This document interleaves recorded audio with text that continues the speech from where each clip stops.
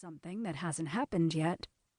Although the meme turned out to be a misleading paraphrase of her actual words, criticism of DeVos spread rapidly across social media networks.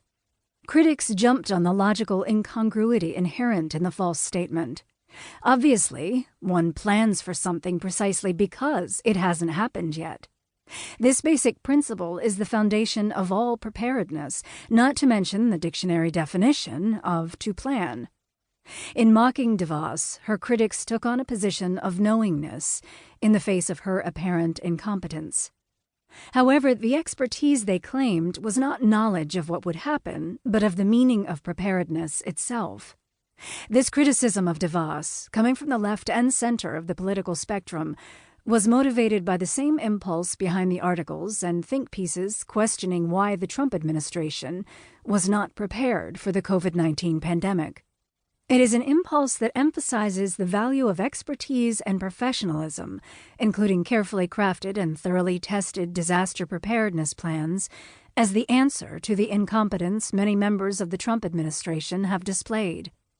None of this criticism is wrong. However, writing this book has also made clear to me the danger of a response from the left that criticizes the administration by calling for more preparedness.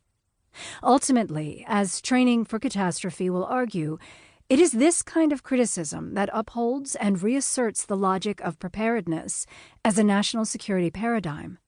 This logic insists, no matter how many failures of preparedness people are forced to endure, that while specific people can certainly fail at preparedness, preparedness itself can never fail. More and better preparedness is always the answer. While the Trump administration has failed outrageously at the particular duties of care, of procurement, and of foresight, it has also normalized preparedness in its most extreme form. National disaster preparedness is at root a liberal phenomenon, a product of the Cold War national security state that took on disaster response as a responsibility of the federal government, thereby promising citizens some small means of protection from disasters beyond their control. After 9/11, as preparedness transformed into the centerpiece of U.S. national security, this promise transformed as well. Under the George W. Bush and Obama administrations, by relying on the imaginative tools and techniques of fiction, preparedness took on a newly neoliberal form. While citizens should accept that any federal response to disaster was performed to protect them, the individual citizen is just as responsible for preparing for and responding to disasters as the federal government. We all now share that responsibility.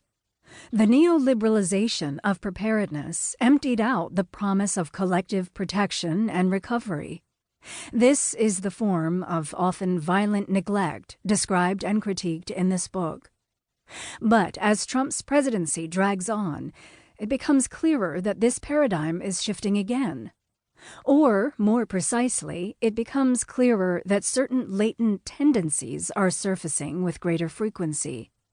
Although many of the preparedness materials created by officials from previous administrations that I discuss in this book are still in use today, the Trump administration's blatant xenophobia, indefinite detention of migrants, deliberate mismanagement or destruction of immigration policy, construction of a border wall, deployment of a national police force, and malignant mishandling of the COVID-19 pandemic, to name just a few examples, have revealed the hostility at the root of this national security paradigm. Many U.S. citizens now fully understand what it means to include both the agency responsible for disaster management, FEMA, and the agency responsible for immigration and customs, ICE, under the same umbrella national security organization, the Department of Homeland Security.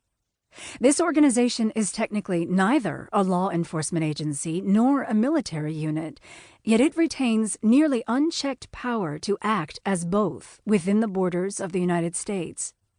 As the justification at home for endless war abroad, preparedness has always concerned itself with delineating who is deserving of its supposed protections, with policing the border of whose lives matter.